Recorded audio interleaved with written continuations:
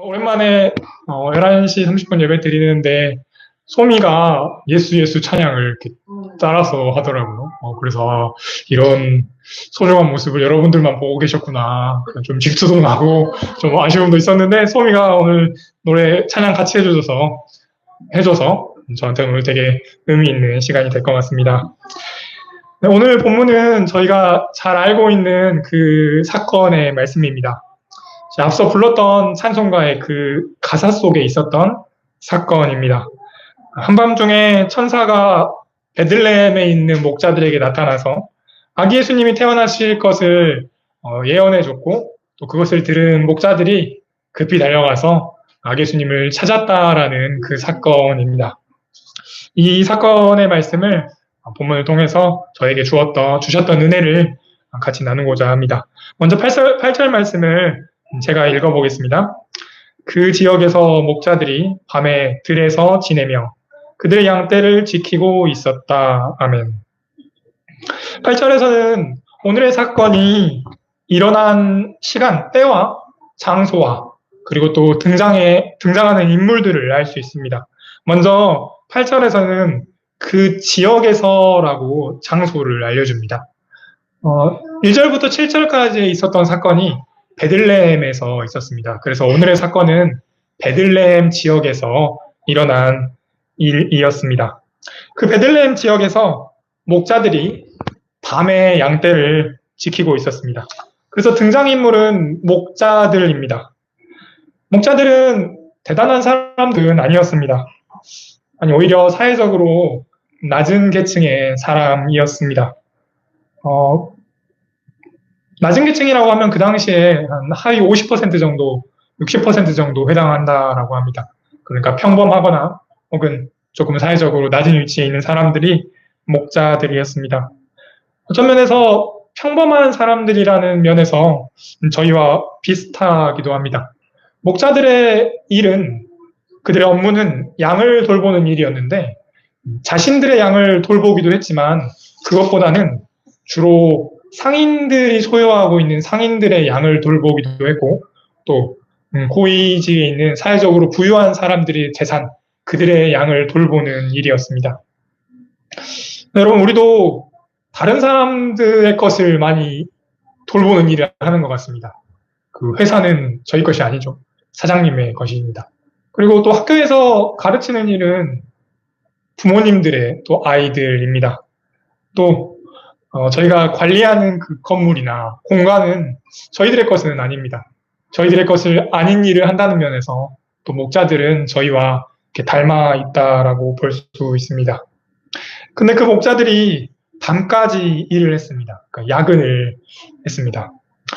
밤까지 일한다는 것은 목자들의 일이 매우 많다라는 것이기도 하지만 또 들판에서 밤까지 일한다라는 것은 목자들한테 이스라엘 사회에 있었던 종교적인 행사에 참여하지 못한다라는 그들의 업무 환경을 말하기도 합니다. 그러니까 저희로 치면 주일 예배를 드려야 되는 이 시간에 일하는 사람들이 그렇습니다. 그러면 자연스럽게 율법에 어긋나게 됩니다. 그러면 종교적으로도 목자들은 율법을 어기는 사람들, 종교적으로 죄인과 같이 취급되었습니다. 우리도 밤에 일이 많아서 야근하고 또 율법으로 치면 우리도 죄인이라는 면에서 또 그 점에서도 목자들과 우리는 닮아 있습니다. 그런데 이 평범한 사람들이자 죄인인 목자들에게 한 천사가 나타났습니다. 그리고 목자들에게 말했습니다. 10절 말씀을 다 같이 한번 읽어보겠습니다. 시작.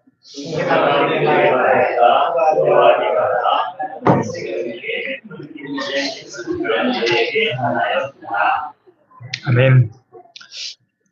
자, 이어서 한번 읽어보겠습니다. 오늘 다윗의 동네에서 너희에게 구주가 나셨으니 그는 곧 그리스도 주님이시다. 너희는 한 갓난아기가 포대기에 쌓여 구유에 누워 있는 것을 볼 터인데 이것은 너희에게 주는 표징이다. 아멘. 그리고 천사와 더불어 하늘의 군대가 나타나서 이제 하나님을 찬양했습니다. 하늘에는 영광, 땅에는 평화, 이렇게 찬양했습니다. 천사의 이 말을 듣고 목자들의 반응이 굉장히 인상적입니다. 15절 말씀입니다. 천사들이 목자들에게서 떠나 하늘로 올라간 뒤에 목자들이 서로 말하였다. 베들레헴으로 가서 주님께서 우리에게 알려주신 바 일어난 그 일을 봅시다. 그리고 급히 달려갔습니다. 목자들은 급히 달려갔습니다.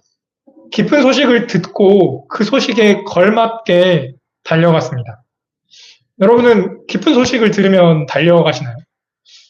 저는 그런 소식 들으면 달려갈 때도 있고 달려가지 않을 때도 있는 것 같은데 이 목자들과 비교될 수 있는 사람들이 또 등장합니다.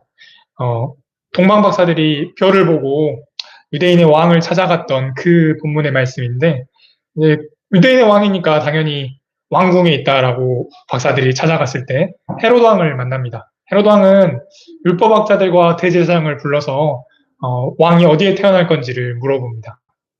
그리고 헤롯 왕이 박사들에게 그럼 왕을 찾으면 저에게도 알려주십시오라고 합니다. 이때 떠나는 사람들은 박사들입니다.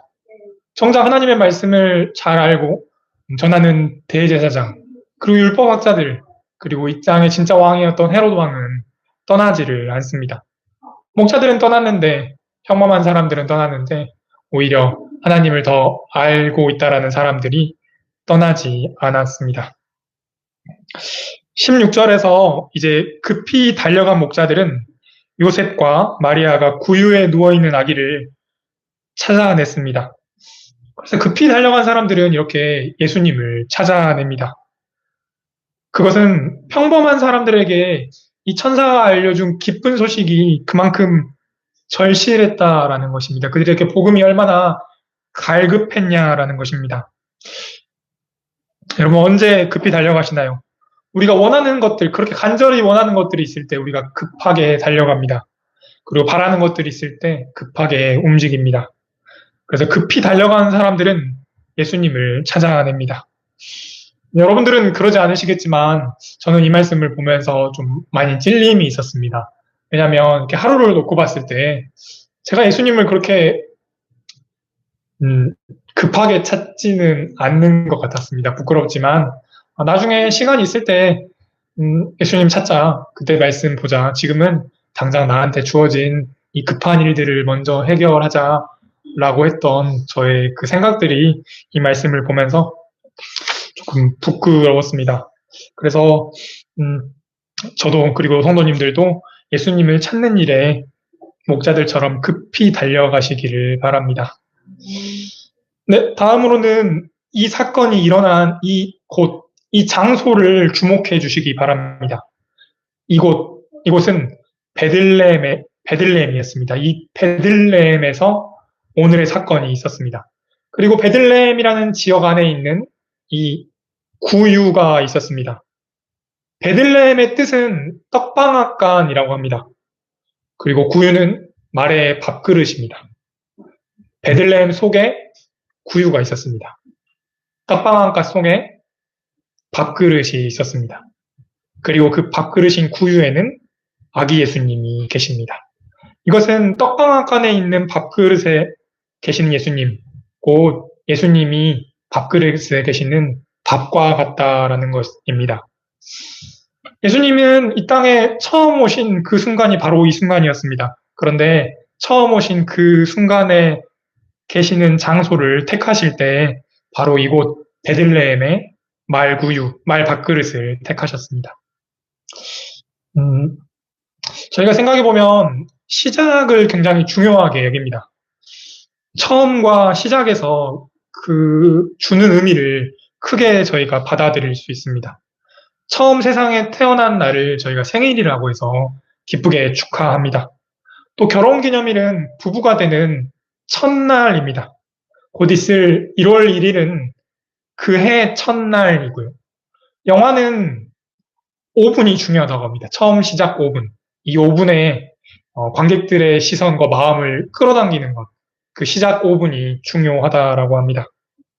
또 사람을 만날 때는 첫인상이 중요합니다. 그래서 말끔하게 입고 또 예쁘게 차리고 나갑니다.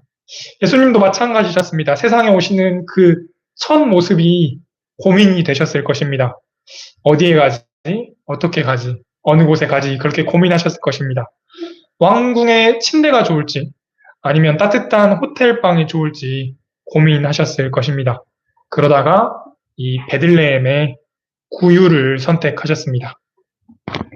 떡방앗간의 말밥그릇을 택하신 것은 예수님 자신이 세상의 밥이다라는 것을 저희에게 나타내고 싶으셨기 때문입니다.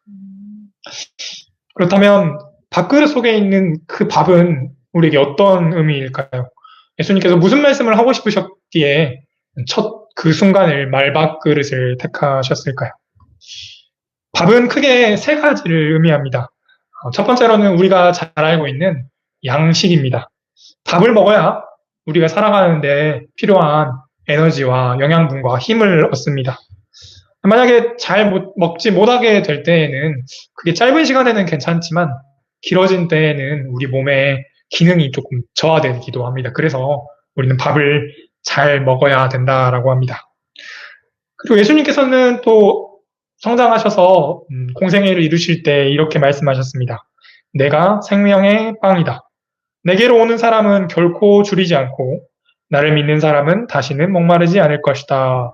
이렇게도 말씀하셨습니다. 또 오병이어의 기적도 기억이 납니다. 줄여있는 백성들에게 예수님께서 떡을 떼서 주셨고 또 마실 것을 주셨습니다. 그래서 예수님은 그 밥으로 우리를 먹이셨습니다. 그래서 밥은 우리를 살아가게 합니다. 오늘 하루를 살아갈 힘을 얻게 합니다. 우리의 몸뿐만 아닙니다. 우리의 영혼이 먹는 음식도 밥입니다. 그 말씀의 밥을 통해서 우리의 영혼이 또 살아갈 힘을 얻습니다. 첫 번째가 양식이었다라면 두 번째 밥의 의미는 평화입니다. 하나님과 사람 사이의 평화, 그리고 사람과 사람 관계 속에서의 평화, 그리고 또 더해서 평화와 평등의 의미가 밥에 담겨 있습니다. 좀 한국인들은 그 먹는다는 것에 대해서 진심인 것 같습니다. 인사를 할 때 밥 먹었니? 이렇게 물어보고요. 또 언제 한번 밥 먹어요? 이렇게 인사합니다. 또 고마움을 전할 때도 이렇게 인사합니다. 아, 정말 그때 저 고마웠어요. 제가 언제 밥 한 끼 대접하고 싶어요. 라고 인사합니다. 또 미안한 일 있을 때도 인사합니다. 아, 그때 정말 죄송했어요. 제가 언제 밥 한 끼 대접하고 싶습니다. 라고 이렇게 인사합니다. 화해할 때 제가 식사를 하는 것입니다. 제가 어릴 때 한 5, 6살 정도 됐을 때 기억들이 있는데, 이제 명절에 큰 할아버지 댁에 가면 식사를 합니다. 근데 이제 준비를 하시다가 식사상이 차려지면 상이 2개인가 3개 이렇게 차려집니다. 근데 하나는 이제 할아버지랑 큰아빠랑 작은아빠가 드시는 식탁이 있고, 또 저쪽에는 작은엄마들이랑 할머니랑 누나가 먹는 게 식사가 있습니다. 저는 이제 그 작은엄마들 있는 식탁에 가고 싶은데, 그 어른들 계시는 그 식탁에 꼭 이렇게 부르시거든요. 그럼 이제 그 자리가 별로 이렇게 즐겁지는 않습니다. 그런 거 생각하면 그 식탁이 나뉘어져 있는 것이 참 평화를 깨트리는 모습이고, 또 평등을 깨트리는 모습이라는 것이 제 기억에 남아 있습니다. 사진 한번 보여주시겠어요? 네. 그리고 이런 식탁의 이미지도 저에게 있습니다. 이것은 아마 그 회장님 댁, 재벌 회장님 댁에 있는 긴 식탁입니다. 저기서 보면 아마 회장님은 저 끝에 있는 자리 2자리나 앞자리 2자리에 앉아 계실 것 같습니다. 딱 봐도 그럴 것 같습니다. 이것은 음식 문화 속에 숨겨져 있는 그 권위적인 그런 평등하지 않은 평화를 깨는 모습들이 담겨 있는 식탁의 모습입니다. 다음 사진 한번 보여주시겠어요? 네, 이 테이블은 커다란 원형의 식탁입니다. 하나의 커다란 원탁입니다. 아까 제가 5, 6살 때 먹었던 식탁은 나눠져 있는 식탁인데, 이 식탁은 하나의 커다란 원탁입니다. 여기에는 누가 앉든지 간에 아까 그 회장님처럼 자리가 구분되지 않습니다. 어린이도 앉을 수 있고, 또 어려운 분들도 앉을 수 있고, 회장님도 앉는데 누구나 동등하게 앉는 이 식탁입니다. 그래서 예수님은 밥으로 오셨는데 이 밥을 먹는 식탁이 의미하는 바는 저희가 그 속에 평화와 평등을 누릴 수 있다라는 것입니다. 네. 두 번째가 평화와 평등이었다면 세 번째 밥이 주는 의미는 기쁨입니다. 제가 일주일에 한 번 정도 이렇게 어린이들하고 줌으로 이렇게 만나거든요. 근데 하루는 어린이들한테 예수님이 자기를 생명의 밥이라고 이야기하셨어. 이거를 한번 좀 더 생각해 보자라고 이렇게 이야기했습니다. 그래서 한 1분 정도 지난 뒤에 어떤 생각이 들었어? 이렇게 물어보니까 한 친구가 밥은 맛있어요. 이렇게 이야기를 했습니다. 근데 그게 진짜였습니다. 밥은 진짜 맛이 있었습니다. 맛이 있습니다. 그것은 밥을 먹는 것이 굉장히 즐겁다는 것, 그리고 밥을 먹는다는 것이 우리에게 참 기쁨이다라는 사실을 알려줍니다. 근데 아마 이 말 들으시면 생각나는 말이 아마 그러면 밥맛이야라는 말은 뭐지 이런 생각들 들 것 같습니다. 제가 좀 이렇게 찾아보니까 원래는 너는 참 밥맛이 없게 만든다 이런 표현인데 없이 만든다라는 그 표현이 생략되고 밥맛의 의미가 더해졌다라고 합니다. 비슷한 말로는 엉터리가 없다, 그러니까 터무니가 없다라는 말인데 엉터리다라고 하면서 그 없다라는 의미가 사라진 것이 이 밥맛이야라고 의미가 달라졌다라고 합니다. 제가 어린이들하고 이렇게 만나면서 뭔가 대화를 하고 싶을 때 하는 질문이 몇 가지가 있는데 그 중에 몇 가지가 너 밥 먹었어? 너 무슨 음식 좋아하니? 이렇게 물어보면 애들이 이야기를 되게 잘합니다. 그만큼 그것에 대해서 진심이다라는 것입니다. 여러분들도 이따가 내려가셔서 무슨 음식 좋아하는지, 뭐 먹었는지 한번 물어보시기를 바랍니다. 저는 맛있었던, 기쁨을 줬던 그 음식 중에 하나는 한 7, 8년 됐을까요? 청년들과 제주도 갔을 때 먹었던 그 고등어회가 진짜 맛있었습니다. 그거 먹고, 진짜 막 신세계였습니다. 기름지고 고소한데, 왜 이 고등어를 구워서 먹는 거지? 이해가 안 됐습니다. 그 기억이, 맛있었던 음식의 기억이 저한테 남아 있습니다. 그것이 저한테 기쁨이었기 때문입니다. 여러분들도 제가 이렇게 고등어회 이야기 하니까 이렇게 웃으시잖아요. 그전에는 웃지 않으시다가. 예. 그래서 이렇게 밥은 우리에게 기쁨이다라는 것을 여러분들이 그렇게 증명해 주신 것입니다. 또 한 번은 20대 때 동아리 회원들과 모여있는 자리가 있었는데 어쩌다 보니까 자기가 먹었던 음식들을 막 이렇게 이야기하는 거였습니다. 나는 이 음식 맛있었어. 누구는 또 이 음식 맛있었어. 그러면 어떤 사람은 또 맞아. 그래, 맞아. 그거 진짜 맛있어. 그러다 보니까 시간이 2시간이 흘러갔습니다. 그만큼 먹는 이야기는 우리에게 즐거움을 주고 또 기쁨을 주는 것입니다. 이렇게 밥은 양식이고요. 또 평화와 평등이고요. 또 기쁨입니다. 그래서 우리는 밥을 기다립니다. 밥을 기대합니다. 배고플 때 밥을 기다려 본 적이 아마 있으실 것입니다. 그 밥솥에서 김이 모락모락 날 때 나오는 그 쌀밥의 맛있는 냄새가 아마 기억나실 것입니다. 그리고 부엌에서 이제 밥 짓는 소리가, 밥이 완성되는 소리가 들립니다. 이렇게 밥솥이 이야기하죠. 쿠쿠가 맛있는 백미밥을 완성하였습니다. 이렇게 이야기합니다.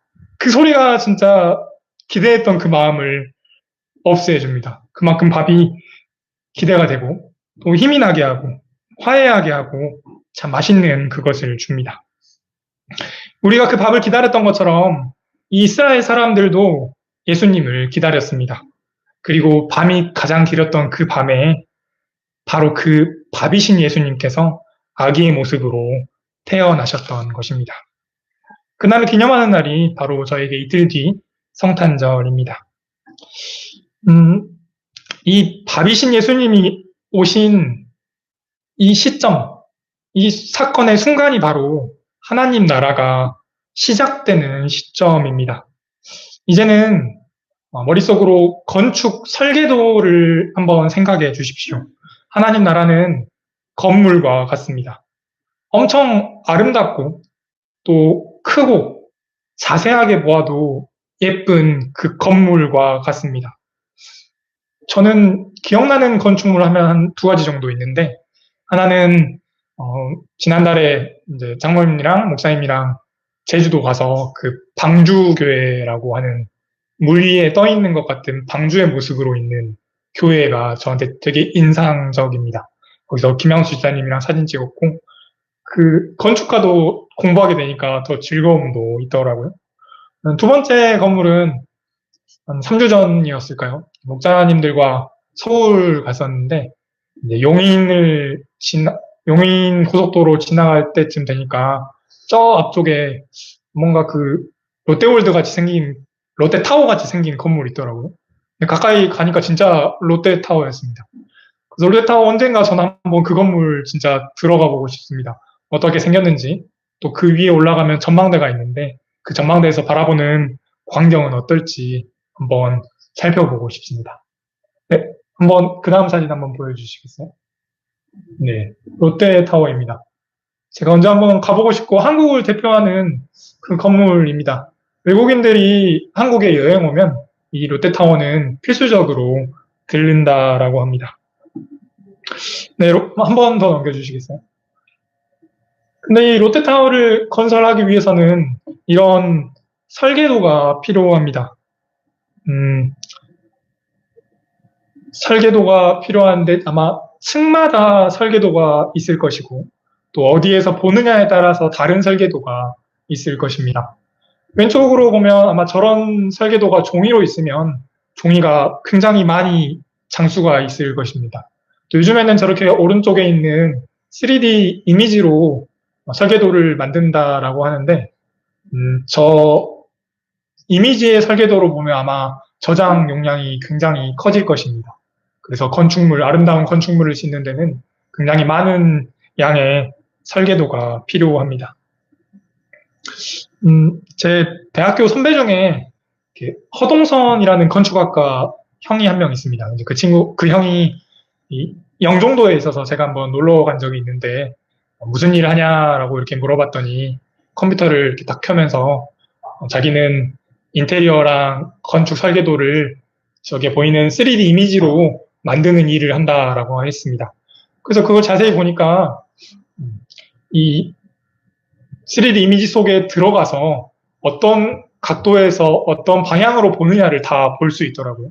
그래서 창문은 어떤지, 거기에 들어오는 빛은 어떤지, 바깥의 광경은 어떤지 그런 것들을 볼 수 있는 것이 바로 설계도 3D 이미지였습니다.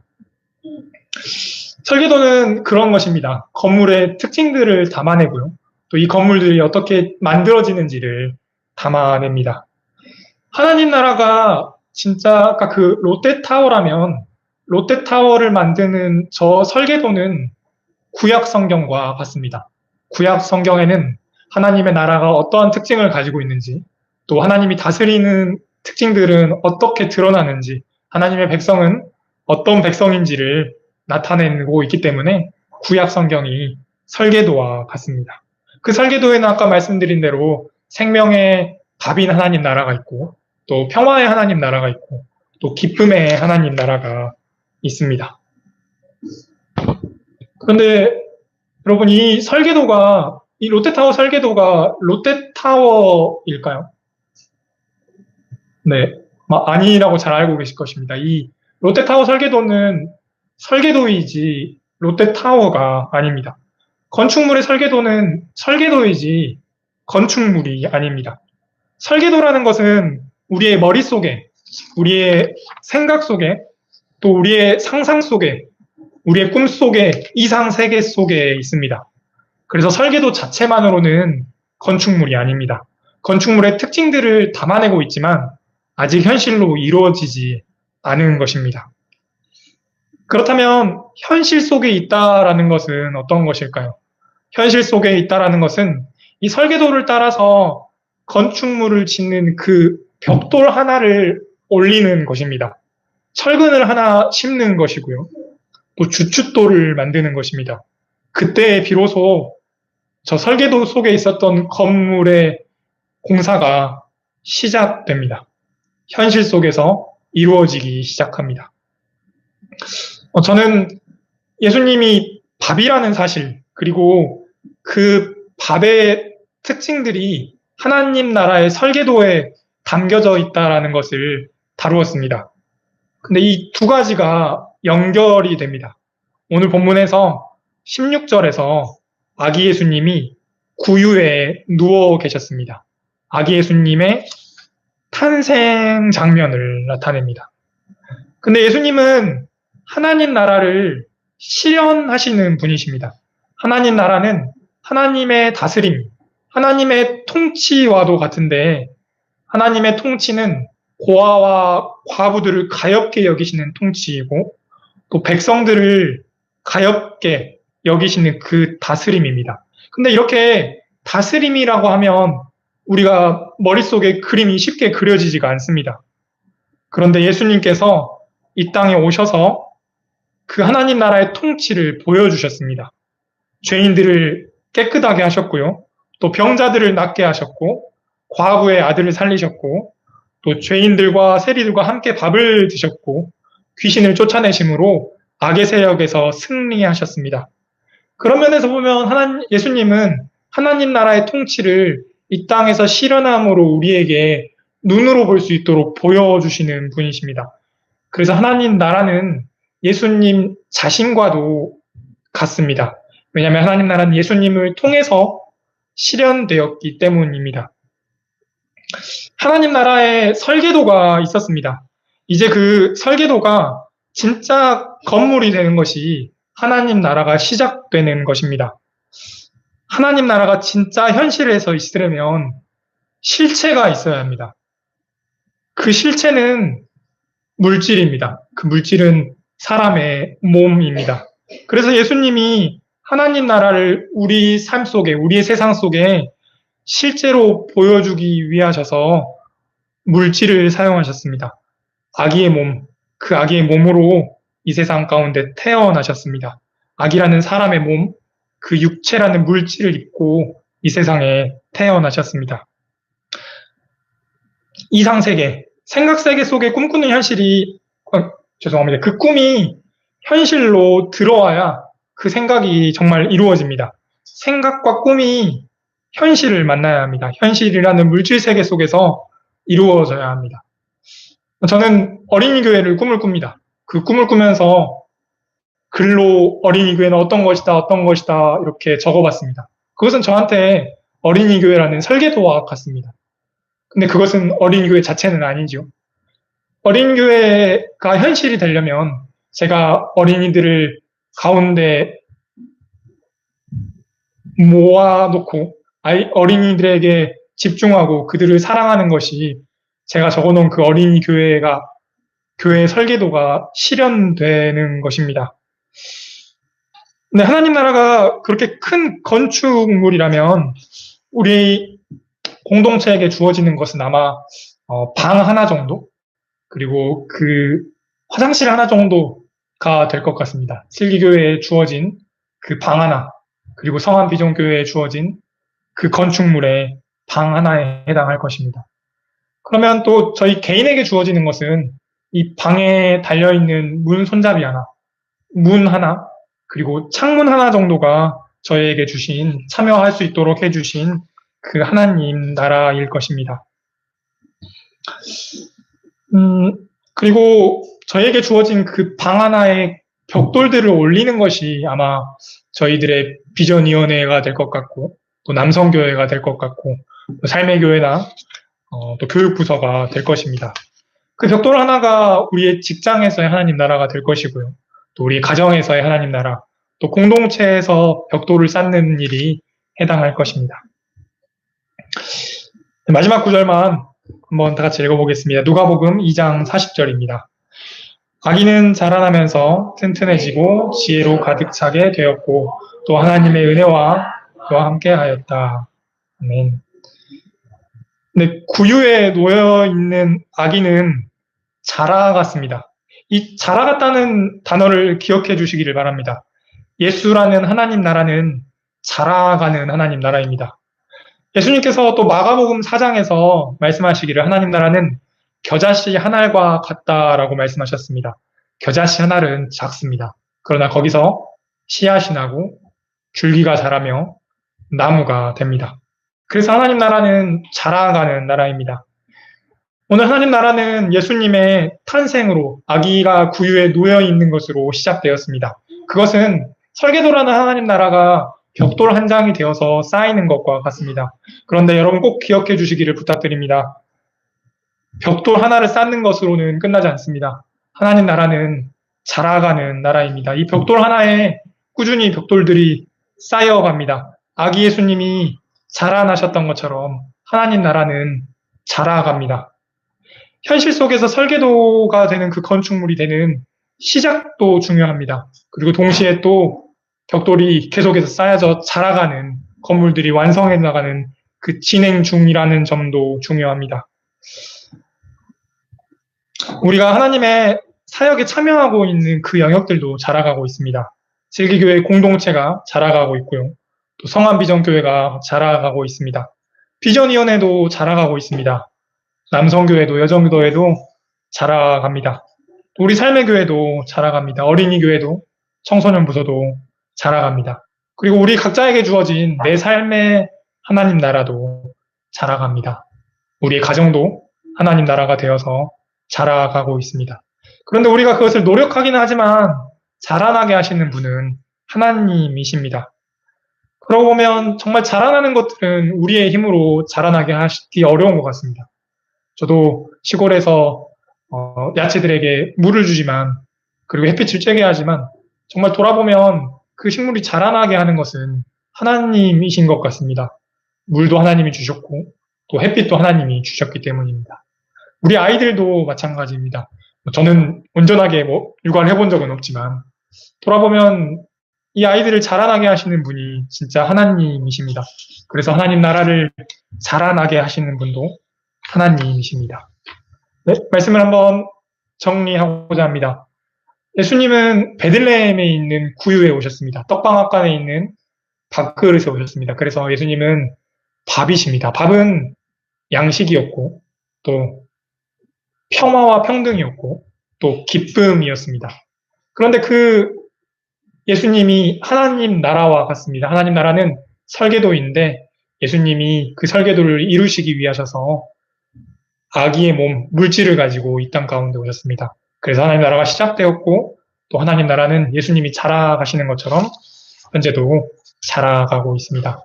그 자라나는 하나님 나라를 그 은혜를 누리시는 저와 성도님들이 되시기를 바랍니다. 기도하겠습니다. 하나님 감사합니다. 아기 예수님이 이 땅 가운데 오심으로 하나님 나라가 시작되었습니다. 저희들에게 주어진 그 하나님 나라도 시작되었고 또 자라가고 있습니다. 자라나는 은혜가 저에게 임하게 하여 주십시오. 예수님의 이름으로 기도드립니다. 아멘.